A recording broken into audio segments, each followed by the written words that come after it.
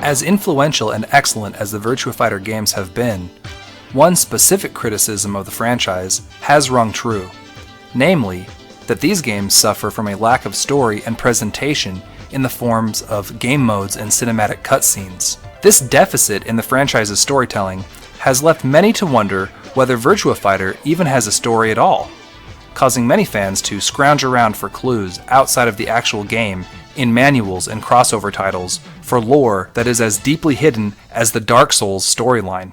It's just like Dark Souls! Although information is scarce, the story in Virtua Fighter is quite compelling and does much to enrich the overall playing experience for dedicated fans.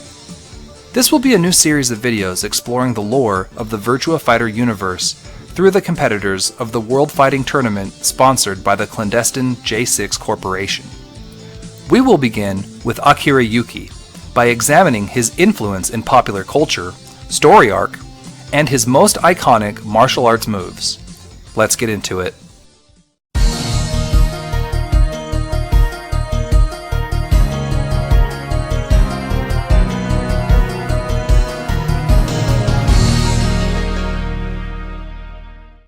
During the early to mid-90s, Virtua Fighter enjoyed an explosion of popularity in Japan, Europe, and to a lesser extent in North America. The series' poster boy, Akira, fast became an iconic video game character that competed with the likes of Ryu from Street Fighter in popularity. In fact, many people mistake him for Ryu when he wears his traditional white gi. But there are more than enough unique attributes present in Akira to set him apart as a recognizable and beloved figure in video game culture. This martial arts practitioner has enjoyed being featured in many crossover games and spin-offs. Many animes also pay homage to his likeness, as it has become synonymous with retro gaming and fighting. 彼が師匠だ。秋夫の使う技すべて、そして現実離れした空中コンボ、それを血の滲むパワートレーニングと特訓で具現化させた。つまり俺は実写版秋夫だ。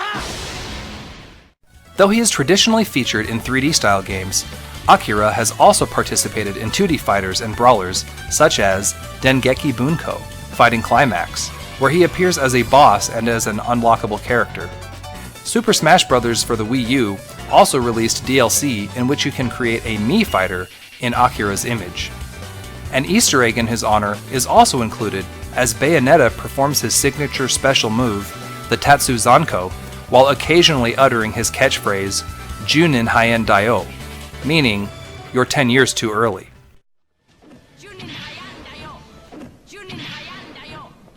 Akira is also a playable character in Dead or Alive 5 Last Round, and has many devoted fans hoping for his inclusion in fighting game rosters such as Tekken 7. There is also a Virtua Fighter anime in which Akira is the main protagonist, but most fans consider it to be non-canonical due to its casual racism. Hello! The Reverie guy! Ah, there you are. I've been good food for you. What? And terrible morals to story episodes. Bullies have no idea how much it hurts because they've never been beaten up before. So it's up to you to let them know. Look at it this way. It's not their fault. You just need to educate them, right? Nevertheless, the anime is a good source for breakdowns of famous Virtua Fighter martial arts moves, and does follow at least most of the story beats from Virtua Fighter 1 and 2.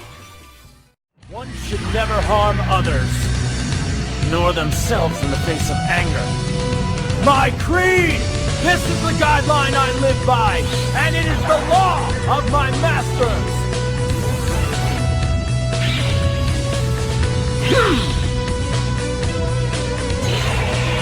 However, it doesn't apply to scum like you who have no discipline. Come on! Akira Yuki was born in Japan in the year 1968, and was known for being a passionate, if somewhat impetuous fighter. His fighting style goes by the name of Hakyoken, known traditionally in Chinese as Baji Quan. Akira's grandfather, along with the Japanese military, took interest in this style during World War II and imported it to Japan with some modifications with the goal of improving the fighting prowess of the military's infantry. Soon, the Yuki Bodukan established itself as the most prominent school of the Hakkyoken style, with Akira becoming the assistant instructor of the style at a young age. Strong warriors from all over Japan would make pilgrimage to the Yuki family dojo to test the power of this martial art. Even as a young boy, Akira would dispatch these challengers with relative ease. However, this was typically seen as a nuisance, since Akira's enormous power would often cause significant damage to the dojo, resulting in being given extra chores. He completed his grandfather's training at the age of 23, and, as the true and only successor to the Hakkyoken style, began a nomadic lifestyle in search of a true test of his abilities. After searching for 2 years, he got wind of the first World Fighting Tournament and decided to enter as a way of testing his skills. As an enthusiastic but largely inexperienced contestant, Akira's naivete was met with disapproval from other fighters. Akira would suffer a humiliating defeat by the hands of a ninja named Kage Maru. After retreating back to his training for a full year, with deep resentment toward Kage burning in his heart, he would re-enter the World Fighting Tournament in its second year. This time, things would turn out differently. Akira would defeat Kage in a grudge match and even defeated the J6 Corporation's Project Dural prototype, effectively winning the tournament. Taking the trophy of the second World Fighting Tournament in hand, Akira returned to Japan to revel in his victory and enjoy the praise of his grandfather. This was not to be the case. Grandfather Yuki was disappointed with Akira's arrogance. The master and parental guardian chided, "Don't flatter yourself. You haven't mastered anything yet." His question, "What is true strength?" left a deep impact on Akira, who had confused winning with strength. In order to discover the answer, whether it be physical, spiritual, or both, Akira resumed his training. Resolved to enter the third fighting tournament in order to prove to himself and his grandfather what true strength is, he suffered another defeat and returned to his grandfather ashamed. To his surprise, his grandfather was pleased with his newly found humility and encouraged him to resume training in the mountains. He began training harder than ever and did not notice that an entire year had passed him by. After being surprised with an invitation to the fourth World Fighting Tournament, Akira decides to join in order to test out his newly found skills, still in search of true strength. After facing off in a climactic battle, he would once again be defeated by Kage Maru. Yet again, Akira retreated into the mountains for intense training, frustrated by not being able to understand how he could still lose. During this time of mental anguish, Akira noticed a leaf floating downstream, and he held his breath as it spun easily around a boulder, avoiding it neatly, and continuing on in the flow. He suddenly understood that he had been resisting the flow, and regained his confidence as he realized that martial arts should be used to live in harmony with nature. With this fresh insight, Akira enters the 5th World Fighting Tournament with a new perspective. Akira is typically seen as one of the most difficult characters to master in the Virtua Fighter series.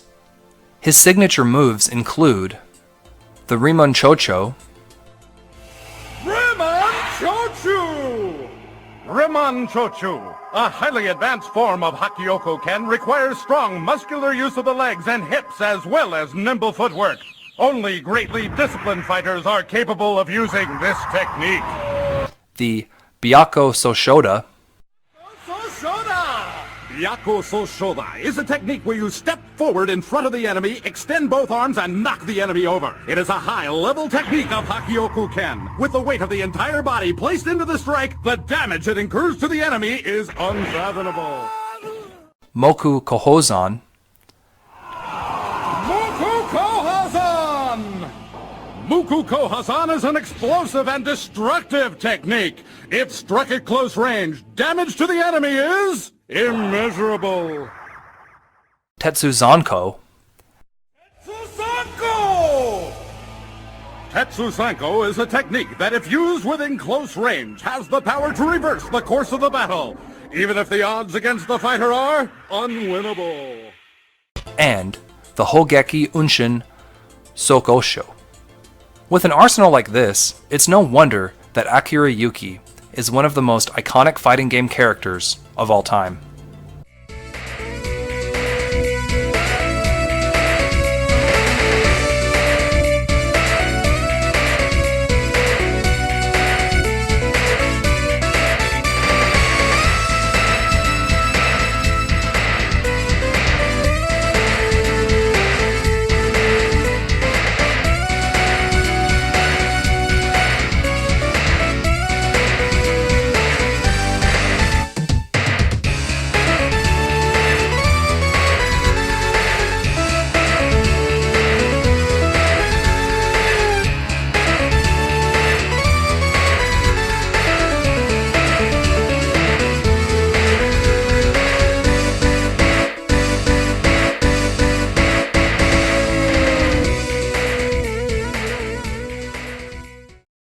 That's about it for this installment of Virtua Fighter lore.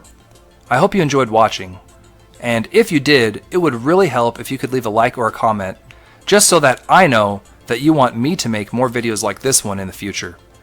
Until next time everybody, please be safe and take care until I see you again in the next video.